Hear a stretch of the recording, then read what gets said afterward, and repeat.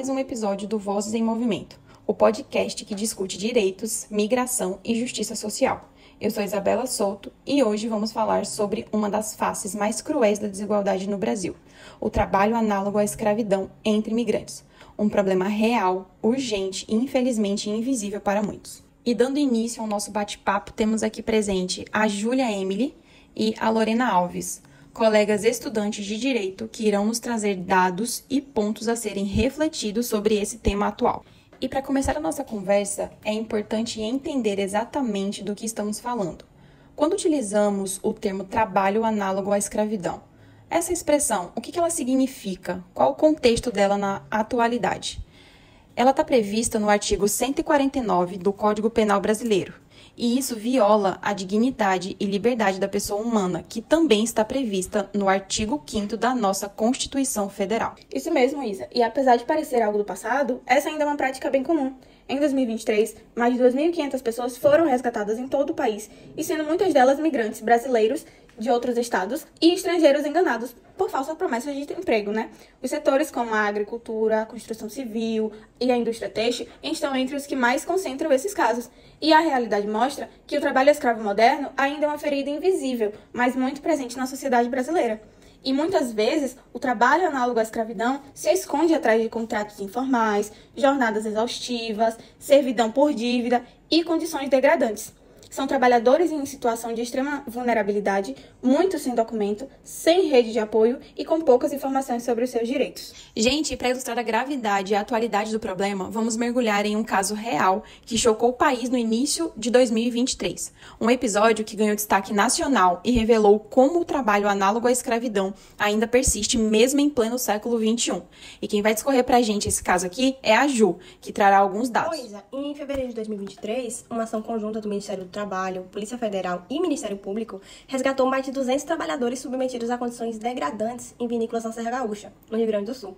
Eles eram, em sua maioria, migrantes do Maranhão, recrutados com promessas de boa oportunidade de trabalho e melhores condições de vida. Ao chegarem ao Sul, a realidade era bem diferente. Os trabalhadores enfrentavam jornadas exaustivas de até 15 horas por dia, sem folga, alimentação precária e alojamento sem condições insalubres. E muitos relatam que eram ameaçados com choques elétricos, spray de pimenta e agressões físicas, caso se recusassem a trabalhar. A denúncia veio à tona depois de 3 trabalhadores conseguirem escapar e buscar ajuda, né? A partir daí, o escândalo tomou proporções nacionais e internacionais, principalmente porque envolvia empresas de renome no setor dos vinhos. Após o resgate, o governo federal passou a monitorar mais de perto a situação dos trabalhadores imigrantes temporários, mas o caso acendeu um alerta vermelho. Há uma estrutura de aliciamento que se aproveita da vulnerabilidade de imigrantes, especialmente nordestinos em situação de pobreza extrema. E com isso, eu convido vocês a refletirem.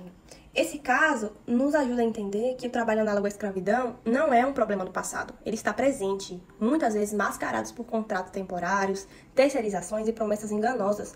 Os trabalhadores migrantes acabam sendo alvos fáceis por falta de informação, apoio institucional e o medo de denunciar. E como vimos no bloco anterior, o caso dos trabalhadores no Rio Grande do Sul foi chocante, mas infelizmente não é um caso isolado. Então vamos entender por que é tão difícil combater esse tipo de violação. Quais são os obstáculos que impedem uma resposta mais eficaz? Lori, o que você acha? Então, Isa, um dos principais desafios acaba sendo a vulnerabilidade dos imigrantes, né?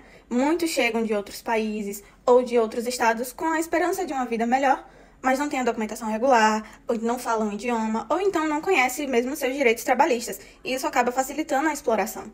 E, além disso, nós temos também a servidão por dívida, que é uma prática onde os trabalhadores são forçados a pagar por transporte, alimentação ou moradia fornecidos pelos empregadores, muitas vezes superfaturados, né? E acabam presos em um ciclo de dívidas interminável. Então, Ju, qual ponto você gostaria de destacar em relação a isso? Bom, Lori, outro ponto é o medo de denunciar, né? Muitos migrantes têm receio de represálias, ameaças ou até de serem deportados, mesmo quando estão em situação regular. E quando denunciam, o sistema nem sempre garante proteção ou reparação. Também enfrentamos uma fiscalização limitada. As equipes de inspeção do trabalho são poucas e não conseguem cobrir todo o território nacional, especialmente nas regiões rurais e mais isoladas, onde os casos são mais comuns. Então, meninas, nesse caso, há um problema estrutural, né? A terceirização e informalidade também acabam criando um cenário onde é difícil identificar quem realmente é o responsável legal por essas violações. Exatamente, Isa. A cadeia de produção é muitas vezes longa e complexa.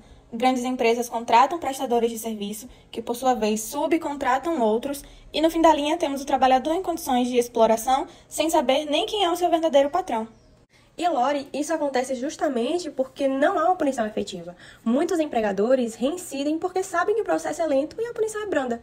Mesmo quando entram com a lista suja, né, dizemos assim, do trabalho escravo, muitas empresas conseguem continuar operando normalmente. Ou seja, vocês estão me dizendo que o sistema ainda protege o explorador mais do que a própria vítima.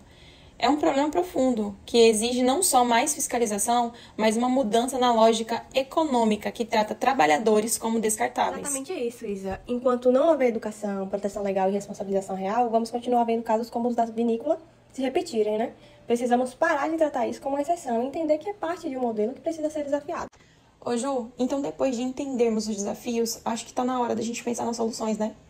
O que pode ser feito na prática para proteger os trabalhadores migrantes e combater de forma eficaz o trabalho análogo à escravidão? A primeira medida é educação e informação, né? Eu acho que é o básico, a base. Muitos migrantes não conhecem seus direitos, então se faz necessário ações de orientação em comunidades, fronteiras, abrigos e locais de trabalho.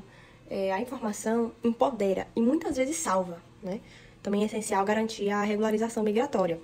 Documentos atualizados garantem mais segurança e abrem portas para o acesso à justiça e a políticas públicas. Sem isso, o medo da deportação se torna uma arma de controle dos empregadores.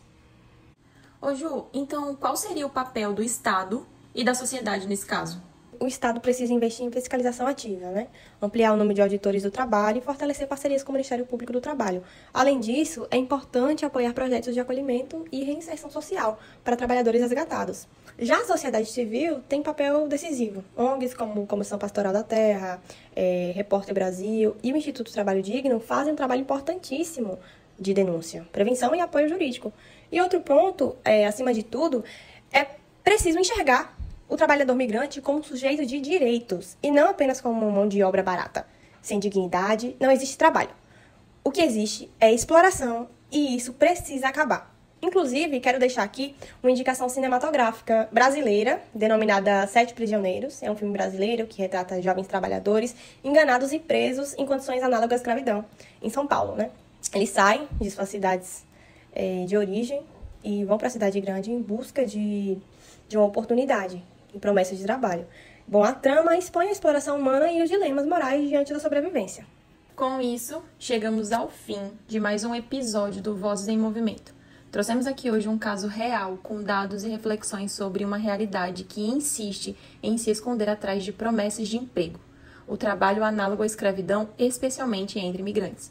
Falamos sobre como a exploração se perpetua em silêncio, sobre os obstáculos enfrentados por quem sofre esses abusos e, principalmente, sobre os caminhos possíveis para mudar essa realidade. Mas essa mudança não depende apenas de quem está na linha de frente. Ela exige a atitude de todos nós, o Estado, as empresas, da sociedade e também do consumidor. Se você desconfia de uma situação de exploração, denuncie. O Disque 100 é um canal gratuito e sigiloso. Você também pode procurar o Ministério Público do Trabalho ou uma organização da sociedade civil.